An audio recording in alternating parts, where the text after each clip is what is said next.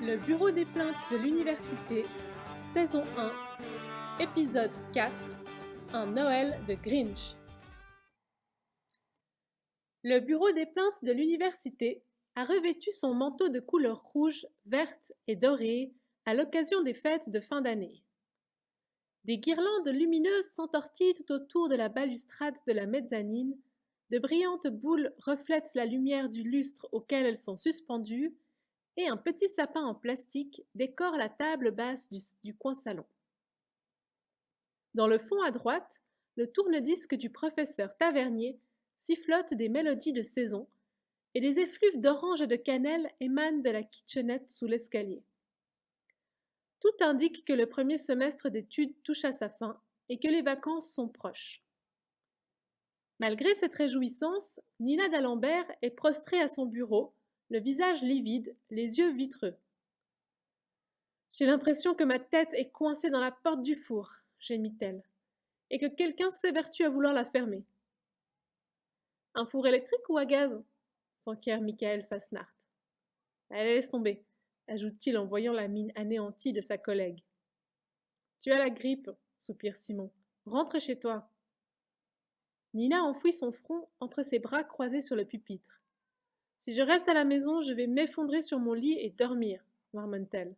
« Justement, ça te ferait du bien. »« Mais j'ai encore tellement de travail à terminer. » Son grand frère quitte son poste informatique et vient se placer derrière la chaise de la jeune fille. Gentiment, il lui masse les épaules. Connaissant sa sœur, il sait très bien qu'elle ne s'arrêtera pas tant qu'elle n'aura pas atteint ses objectifs. Rien ne sert d'essayer de la raisonner. « Est-ce que je peux t'aider pour quelque chose ? Tu t'y connais en psychologie de l'enfance ? J'ai une étude de cas de 6 pages à rendre pour demain. » Simon lui tapote le dos, résigné.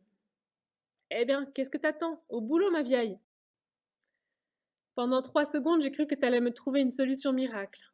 « Ah, les miracles de Noël n'existent pas !» s'exclame Michael depuis la cuisine. « Mais peut-être qu'une tasse de lait au miel et aux épices va t'aider un peu. » Il dépose devant Nina un breuvage fumant au parfum sucré qui décoche un demi-sourire à la demoiselle. « Merci, » murmure-t-elle. Et me faire servir à boire par Michael en dehors du croc relève presque du miracle. Le bureau des plaintes de l'université est on ne peut plus calme cette dernière semaine de cours. Certains étudiants profitent de rejoindre leur famille un peu plus tôt que prévu, mais la grande majorité est absorbée par les travaux de validation à rendre, les derniers exposés, les futurs examens de janvier. De plus, de lourds flocons chargés de neige tombent sans répit sur le campus depuis une semaine. Un flot continu déversé par un ciel blanc aveuglant. L'université vient d'entrer dans un hiver glacial forçant la nature à une hibernation indéterminée, entraînant dans son engourdissement les organismes fatigués de ses étudiants. Dès lors, à 3 jours de la fin, plus personne ne prend la peine de se déplacer jusqu'au bureau pour déposer une plainte. Cela tombe d'ailleurs assez bien, car cela permet à Nina, Simon et Michael de se concentrer un peu plus sur leurs cours que sur les affaires du bureau. « Le professeur Tavernier nous a envoyé un email », annonce Simon. Michael et Nina lèvent la tête dans sa direction et attendent la suite. Les yeux de Simon parcourent l'écran comme des billes lancées dans un circuit. Il est dans l'avion pour les Bahamas et ne reviendra que fin janvier. Il nous fait confiance pour la gestion du bureau jusqu'à son retour. C'est pas nouveau, raille Nina. Il nous a laissé quelque chose dans le tiroir du haut de son pupitre. Michael est le premier à sauter sur ses pieds et à rejoindre le fond de la pièce. Entre la kitchenette et le tourne-disque siège le poste de travail du professeur Tavernier. Bien qu'il ne l'utilise presque jamais, trop occupé à courir à gauche et à droite dans les couloirs de l'université, ce meuble-ci est de loin le plus majestueux de la pièce. Ses 4 pieds rivalisent avec l'épaisseur d'une jambe humaine et sont gravés de volutes et de motifs floraux dont le relief est plus ou moins creusé. Le plateau lustré laisse transparaître les rainures du bois comme s'il avait été sculpté dans un seul et même tronc d'arbre. « J'ai toujours rêvé d'y mettre le nez, » glousse Michael en reculant l'imposant fauteuil en cuir marron. « Ne touche à rien d'autre, » avertit Nina qui la rejoint. Mais le jeune homme ne peut s'empêcher de frôler le plumier en nacre et le sous-main estampillé d'une célèbre marque de luxe. Juste pour titiller sa collègue, Celle-ci lui tape sur les doigts. Alors, qu'est-ce que c'est? Interroge Simon qui approche sa main droite du tiroir du haut. Attends, crie son copain. Et si c'était un piège? Nina éclate de rire. Ce mystère lui ferait presque oublier sa migraine et ses sueurs. Tu vois vraiment le professeur nous tendre un piège de ce genre? Simon siffle de satisfaction. Miam miam, bave-t-il au-dessus du tiroir. Des chocolats. De la meilleure chocolaterie de la ville en plus, précise Nina. Un petit carton leur souhaitant un joyeux Noël signé T est posé dessus. Michael soulève le petit écrin entouré d'un ruban violet et se baisse pour inspecter l'habitacle. Mais il n'y a qu'une boîte, s'étonne-t-il. Nina profite de son état de surprise pour lui piquer les chocolats des mains et se dirige vers le frigo de la kitchenette où elle dépose les précieuses friandises. Le partage, Mick. C'est l'esprit de Noël, ça, explique Simon. Le Père Noël est chiche cette année, rouspète le jeune homme. Ou peut-être que tu as été un vilain garçon, se moque Nina.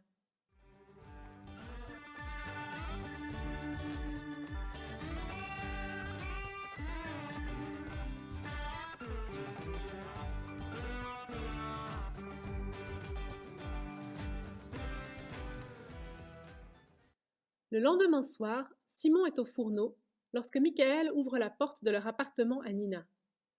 Une odeur de pommes de terre rôties l'invite à rejoindre son frère à la cuisine.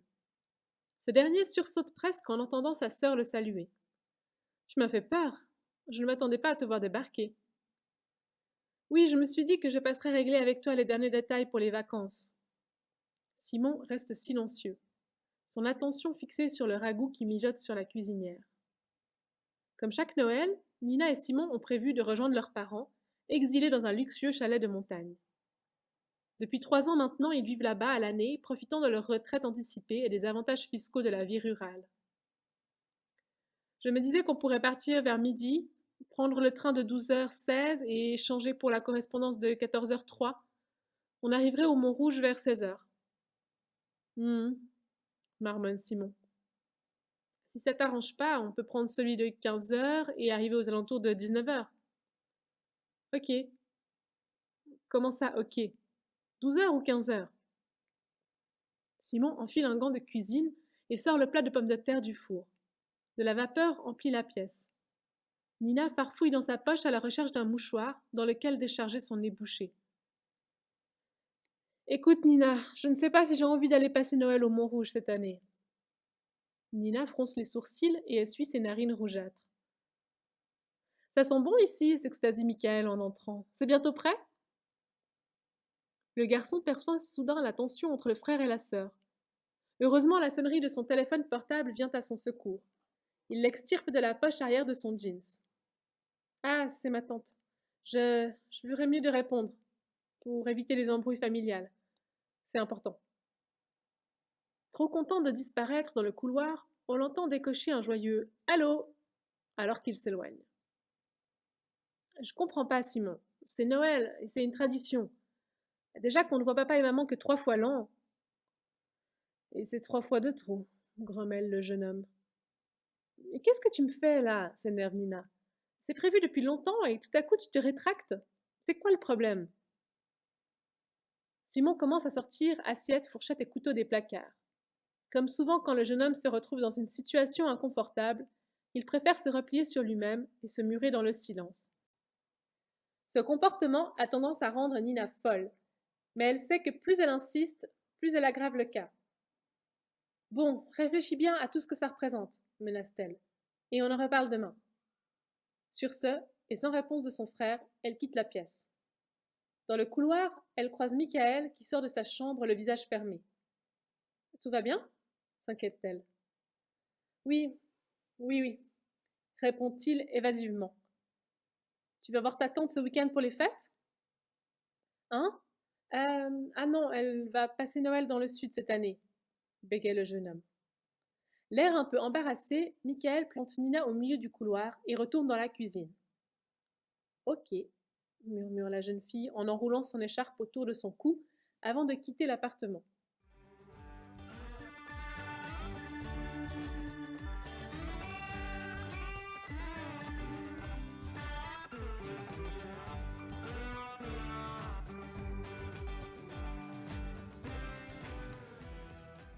Cela fait 2 heures que Nina tente de joindre son frère par téléphone pour discuter de leur départ du lendemain, mais ce dernier reste injoignable. Entre deux lectures d'articles de méthodologie, Nina vérifie sa montre. Il est tout juste 22 heures et aucune réponse aux 6 textos envoyés et aux 2 messages laissés sur le répondeur de Simon. Nina avale une grosse gorgée de tisane contre la toux avec une grimace.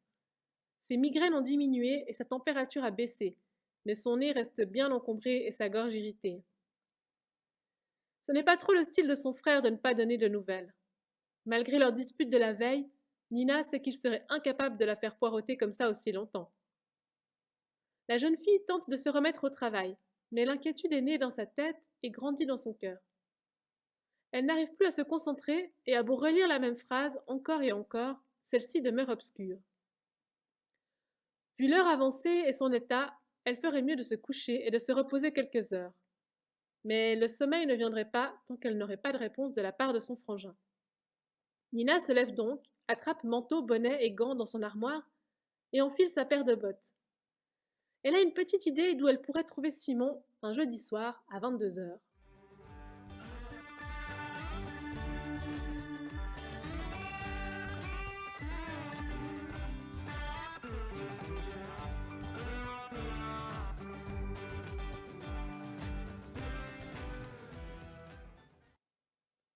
Ce jeudi soir au Croc, c'est soirée autour du thème de Noël, bien sûr.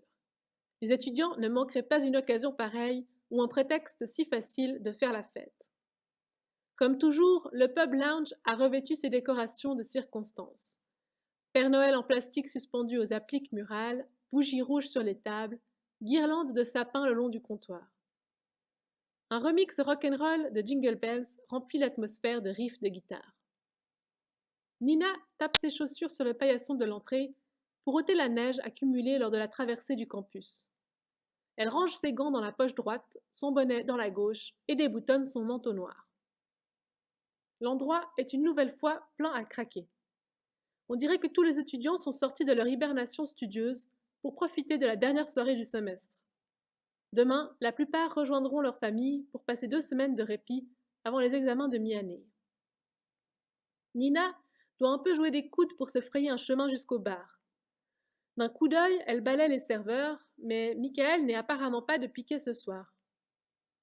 Elle cherche sa grande perche de frère parmi la foule et repère sa touffe de cheveux châtains entre le flipper et la table de billard. Les 2 colocataires sont en train de faire une partie de fléchettes. « Hé, Nina !» crie Michael en la voyant arriver dans son champ de vision. Il la saisit par les épaules et tente de l'attirer de côté. « J'aimerais parler à mon frère, » explique la jeune fille en se dégageant. « C'est-à-dire qu'on est en pleine partie là, il ne faudrait pas le déconcentrer. » Nina prend un air à demi choqué. « Excuse-moi, je n'avais pas remarqué que vous jouiez les championnats du monde de fléchettes. » Sa réplique laisse le jeune homme sans voix, et elle en profite pour rejoindre Simon. Celui-ci est en train de trinquer un shot avec une fille rousse. Nina fronce les sourcils à la vue inhabituelle de son frère qui boit de l'alcool fort, surtout en compagnie d'une inconnue. « Tu viens admirer notre victoire ?» lui demande-t-il quand il l'aperçoit. À son allure décomplexée et au ton clair de sa voix, Nina comprend tout de suite que son frère n'en est apparemment pas à son premier verre. « Eh, vous n'avez pas encore gagné !» s'offusque la rousse. « Marina vient de marquer 63 points. » Marina, une jolie blonde, saute en l'air à côté de Nina avant d'aller frapper la paume de la main de sa copine. Michael, qui les a rejoints, perçoit l'agacement de Nina. « Les filles, vous pourriez aller nous chercher la prochaine tournée ?» demande-t-il en tendant un billet de 50 à la rousse. « Je crois que certaines personnes ont assez bu pour ce soir, » siffle Nina entre ses dents. « Oh, Nina !» s'exaspère Michael. « Le portrait craché de maman !» rétorque Simon. « Qu'est-ce que tu veux dire ?» s'étonne Nina. « Rien !» soupire Simon qui espère échapper à l'affrontement. Mais la jeune fille se sent piquée dans son amour-propre. « Non, exprime ta pensée jusqu'au bout. » Soudain dégrisé, Simon détourne la tête et tripote une fléchette. « Est-ce que ça a un lien avec le fait que tu ne veuilles pas rentrer à la maison pour Noël ?» Michael juge le moment opportun pour s'interposer en suggérant. Écoute, Nina, je ne crois pas que ce soit le moment ni le lieu pour parler de ça. Ça ne te regarde pas, Michael, coupe-t-elle. C'est entre mon frère et moi. Ce serait bien que ton rôle de colocataire se limite à s'assurer que mon frère puisse rentrer de soirée sur ses deux pieds. Je suis peut-être que son colocataire, mais au moins c'est pas à cause de moi qu'il a voulu se mettre dans cet état-là. Les deux filles reviennent avec un plateau de petits verres au contenu transparent. Simon lance la fléchette en direction de la cible, mais celle-ci va se loger dans le mur derrière. Le garçon vide alors le contenu d'un shot cul sec dans son gosier.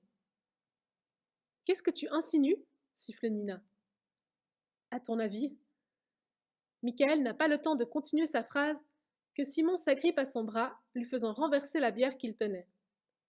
Les deux esquissent un geste de recul pour éviter le liquide poisseux, bousculant Simon qui s'effondre comme une masse sur la moquette rouge. Ses deux collègues se précipitent à ses côtés pour le relever, mais le jeune homme semble parti dans un état de semi-conscience. Il faut le sortir d'ici ou il va se faire piétiner, conseille Michael. Allons au bureau, c'est à côté, et il pourra s'allonger sur le canapé. Bras dessus, bras dessous, Nina et Michael soutiennent Simon et le transportent jusqu'à la sortie. Ils empruntent l'entrée principale située à quelques mètres du croc et traversent la cour. La lumière automatique s'enclenche lorsqu'ils pénètrent dans le bâtiment endormi et tirent leur ami jusqu'au salon où ils le déposent. Simon se met presque automatiquement à ronfler sourdement, signe que sa condition n'est pas si grave. Nina le recouvre avec le plaid en laine multicolore et s'effondre dans le fauteuil de droite, Michael occupant celui à l'opposé. Il reste silencieux dans cette position pendant plusieurs minutes. Seul le souffle lourd de Simon et le crépitement de la lampe à pied à côté du canapé donnent signe de vie dans la pièce. Puis Nina se résigne à prendre la parole en chuchotant. « Michael, je suis désolée pour ce que j'ai dit avant. » Le jeune homme a le regard perdu au niveau de la table basse. « C'était purement méchant. Je sais que tu es beaucoup plus pour Simon qu'un simple colocataire. » Michael bascule en arrière et passe sa main derrière sa nuque. « Et toi, tu es sa famille. Il a besoin de ton soutien, surtout dans ces moments-là. » « Mais je ne sais même pas ce qui le tracasse, » s'agace Nina. « Moi non plus, mais peu importe. Il doit savoir qu'on est là pour lui s'il a besoin d'en parler. » Nina cale un coussin sur son ventre en réfléchissant à ce que vient de dire Michael. « Tu rentres chez ta famille demain ?» questionne-t-elle. Nouveau silence de Michael qui finit par se lever. « Je vais faire du café. Essaie de dormir un peu, tu as mauvaise mine. » Mais la jeune fille sombre déjà dans le fauteuil.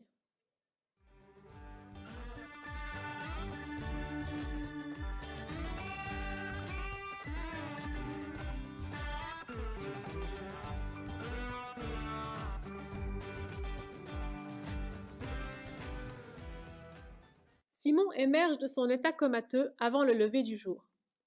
Il se redresse péniblement sur le canapé. Les veines de ses tempes frappent son cerveau, lui faisant bien comprendre qu'il a abusé sur la boisson le soir d'avant. Dans le fauteuil de gauche, le menton de Nina est échoué sur sa poitrine dans un filet de bave. Avec ses jambes repliées sous ses fesses, cela lui donne une posture démembrée de poupée de chiffon.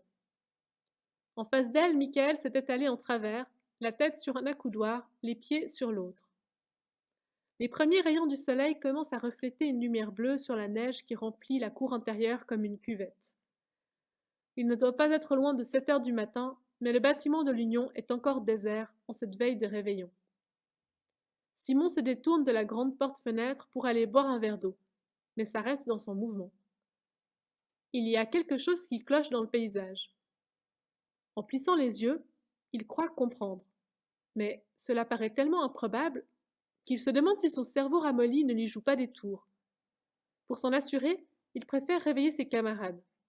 « Nina, Michael, » souffle-t-il, « réveillez-vous. » Nina sursaute à l'appel de son prénom, alors que Michael ronchonne et se retourne. « Quoi? Qu'est-ce qui se passe?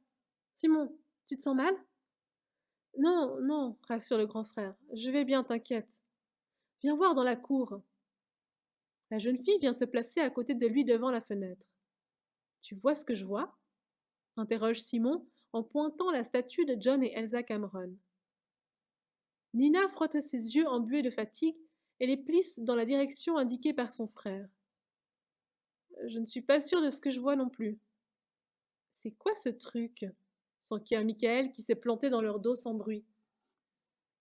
Simon appuie sur la poignée et laisse pénétrer une brise glacée dans le bureau. Nina fait un pas en arrière en frissonnant et attrape leur veste qu'elle tend au garçon. Les trois amis avancent pas à pas dans la quinzaine de centimètres de poudreuse. Plus ils s'approchent de la statue, plus la vue de celle-ci vient confirmer leurs soupçons. Un socle de pierre d'environ 1,50 m de haut supporte une femme assise dans un siège et un homme debout derrière elle, les mains sur ses épaules.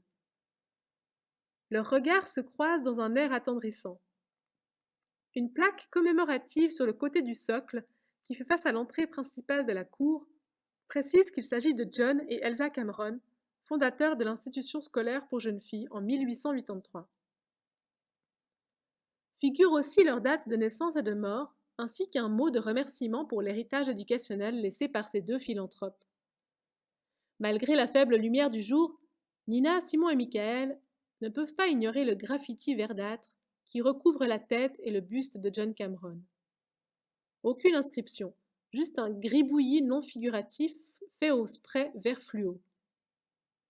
On dirait le Grinch, murmure Simon en portant la main à sa bouche.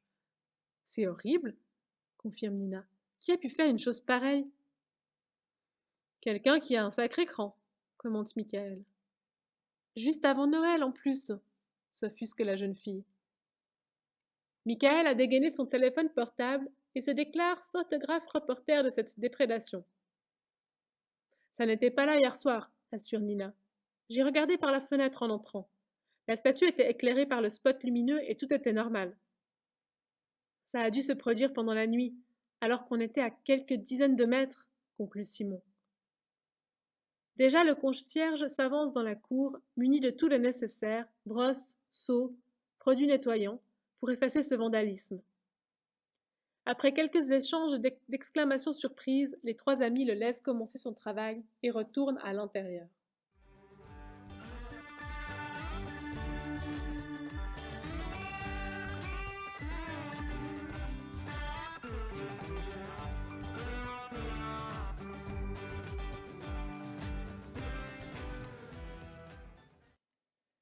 L'épineux sujet du week-end familial n'était pas revenu sur le tapis et ni le frère ni la sœur ne souhaitaient le remettre à l'ordre du jour. La dispute de la veille était elle aussi passée aux oubliettes, même si tous en gardaient un goût amer en bouche. Dans sa petite chambre d'étudiante au 2e étage de la résidence Elsa Cameron, Nina termine de préparer sa valise.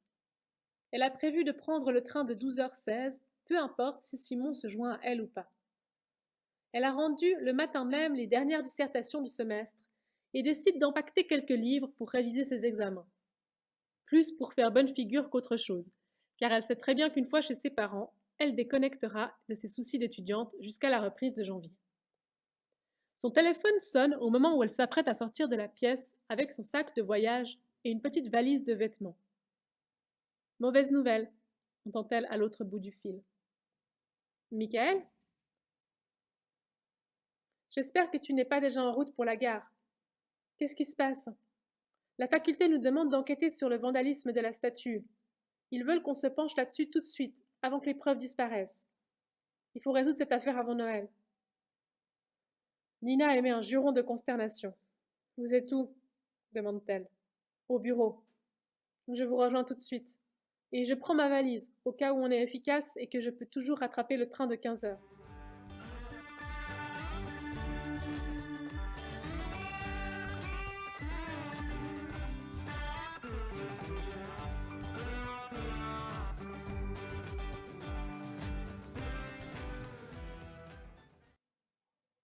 Simon et Michael sont déjà au travail lorsque Nina débarque au bureau des plaintes.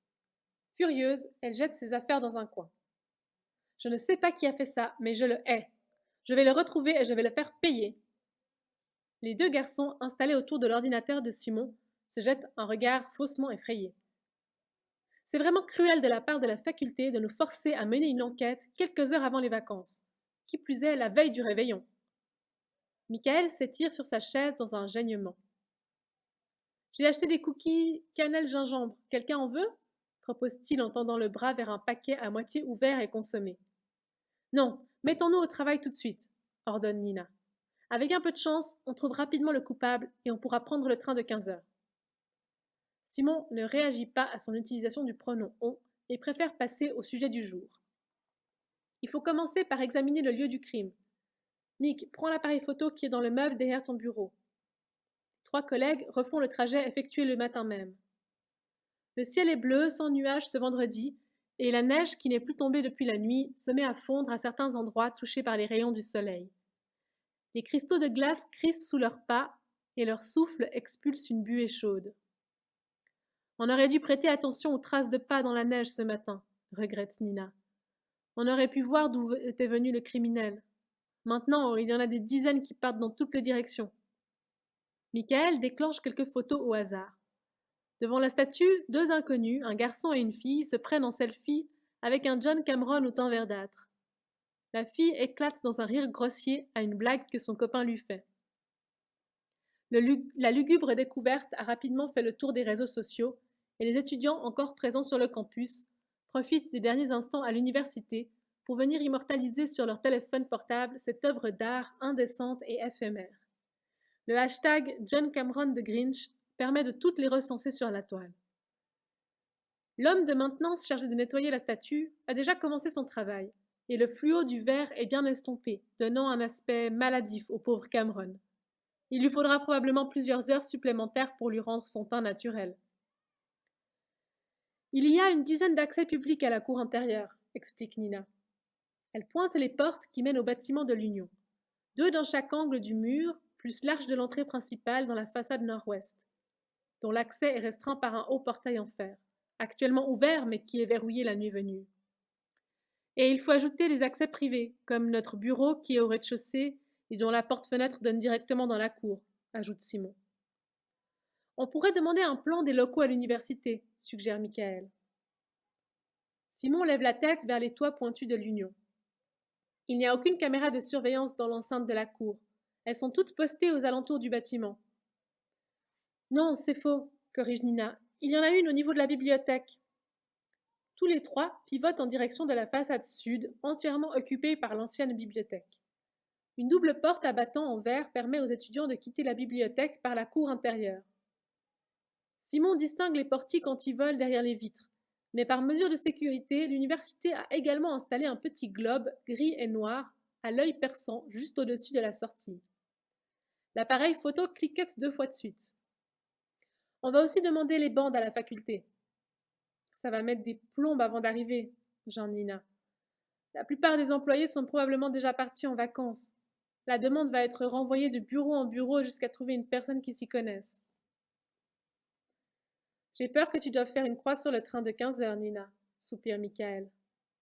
La jeune fille crache un juron.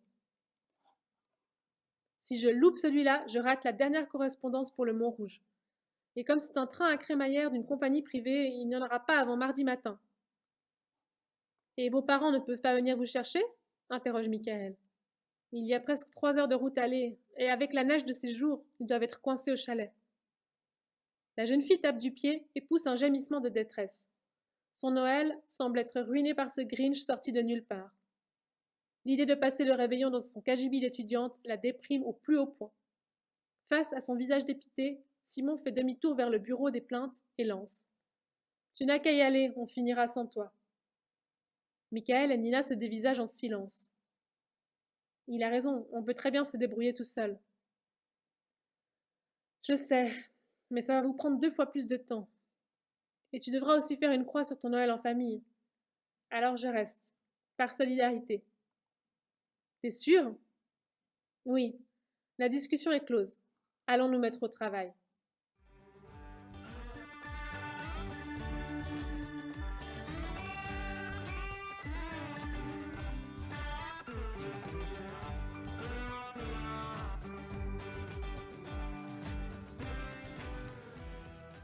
Les images de la caméra de surveillance arrivent en fin d'après-midi alors que Nina et Michael s'étaient attelés à la rédaction des observations préliminaires et que Simon traitait les photos sur son ordinateur. Les trois comparses se réunissent autour de l'écran qui affiche une image en noir et blanc saccadée. La cour intérieure est baignée d'ombre, si ce n'est le spot en bas qui éclaire l'entrée de la bibliothèque, et un halo dans le coin supérieur droit où se trouve la statue illuminée de John et Elsa Cameron. Avançons directement jusqu'à 22h30, au moment où nous sommes rentrés et avons constaté que tout était encore normal, suggère Simon. Le bandeau indiquant la date et l'heure défile à toute vitesse sous le curseur de la souris et s'arrête net à l'heure demandée. Simon actionne alors un autre bouton permettant de visionner les images à vitesse avancée. Il s'arrête au moment où une silhouette apparaît dans l'angle gauche. « C'est lui !» s'exclame Nina. « Ou elle !» siffle Michael. Nina esquisse une grimace. Sur l'écran, à 23h52, on aperçoit quelqu'un s'avancer d'un pas décidé vers la statue qui se trouve hors du champ de la caméra. Il est 23h56 quand l'individu, homme ou femme, repasse dans l'autre sens. Puis plus rien jusqu'à 6h47 lorsque le concierge constate la déprédation. On le voit lever ses bras au ciel et les écraser sur le haut de son crâne. Quelques minutes plus tard, Nina, Simon et Michael sortiront du bureau à gauche et découvriront eux aussi le massacre. Simon recule dans son fauteuil. Pas une fois, le ou la coupable regarde en direction de la bibliothèque. Il tourne même, ou elle tourne même, la tête volontairement de l'autre côté, comme si cette personne savait où se trouvait la caméra. C'est sûrement un habitué des lieux, un étudiant ou un membre du staff de l'université, conclut Michael. Mais il ou elle vient de l'aile gauche du bâtiment, précise Nina. Pas de l'entrée principale, qui se situe à droite de l'écran, ni de la bibliothèque. Simon attrape le plan de l'union qu'ils ont imprimé et laissé sur le coin du bureau. Il n'y a que l'administratif de ce côté-ci. Ça ne nous avance pas beaucoup tout ça, rouspète Michael. On ferait mieux de faire une pause pour ce soir et de reprendre tout ça d'un œil neuf demain matin, non ? Je vais rester encore un moment, déclare Nina en se frottant les yeux. Alors on reste aussi, décide Simon. Michael soupire devant l'autorité de son colocataire et part s'installer sur le canapé. Ce n'est qu'à 21h qu'ils décident de rentrer dans leurs demeures respectives pour la nuit.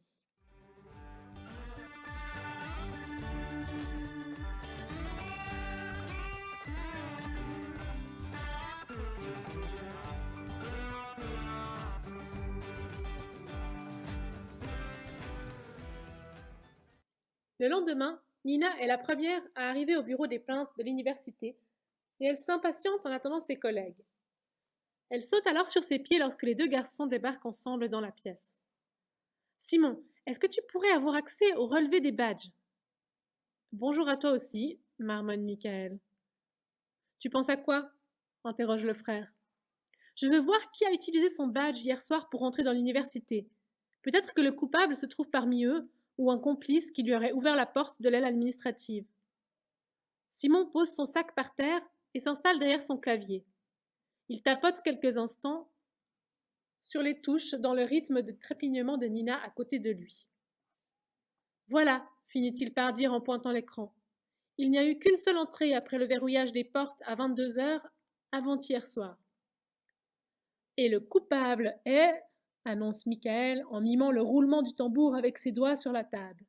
Nina d'Alembert. J'avais bien dit que ce serait une fille.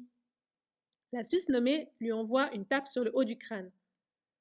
22h35, quand on est entrés tous les trois. Tu es sûr qu'il n'y a eu personne d'autre avant ou après ? Son frère lui lance le regard choqué d'un expert qu'on vient d'insulter. C'est impossible. À moins que le coupable soit entré avant et se soit caché dans un bureau en attendant la nuit, suppose Michael. Mais le service de conciergerie l'aurait vu quand même. Il faudrait une excellente cachette. Ça me semble tiré par les cheveux. Pendant l'heure qui suit, un silence de réflexion s'installe parmi eux. Chacun essaie de trouver une explication plausible. Finalement, Michael décide d'aller chercher à manger en ville.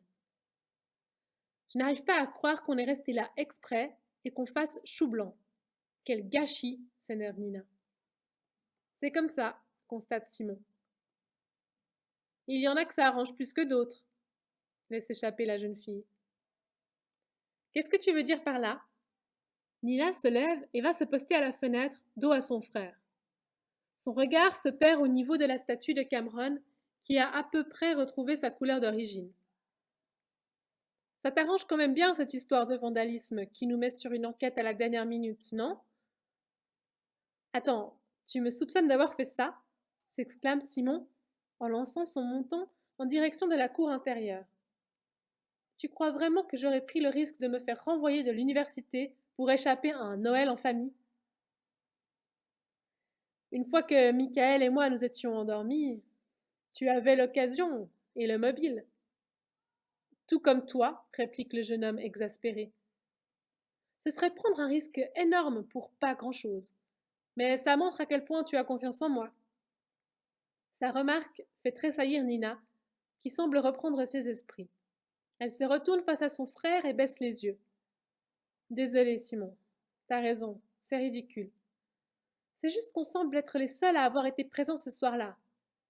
Et si ce n'est ni toi, ni moi, il ne reste que... Michael?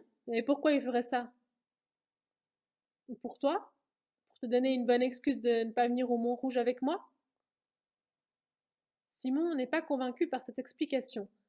Alors Nina se creuse la tête. Non, je ne sais pas. Peut-être que lui non plus n'a pas envie de rentrer dans sa famille pour Noël. Mick n'a pas de famille. Les sourcils froncés, Nina vient s'installer près de Simon. À ce que je sais, continue-t-il, ses parents se sont séparés quand il était tout petit. Son père a refait sa vie depuis longtemps en Colombie. Et Michael a coupé les ponts avec sa mère quand il avait 15 ans. Il est parti vivre chez sa tante. Je pense qu'il a prévu de passer Noël avec elle. Sauf que l'autre soir, il m'a dit que sa tante partait dans le sud. Du coup, il se retrouve tout seul. Le frère et la sœur restent pensifs un moment. Puis Nina se lève et sans un mot passe derrière le bureau de Michael. Simon l'entend cliquer sur la souris de l'ordinateur, puis elle se lamente. J'ai retrouvé un échange de courriels. Ce n'est pas la faculté qui nous a mandatés sur l'affaire. C'est Michael qui leur a proposé qu'on prenne l'enquête en charge.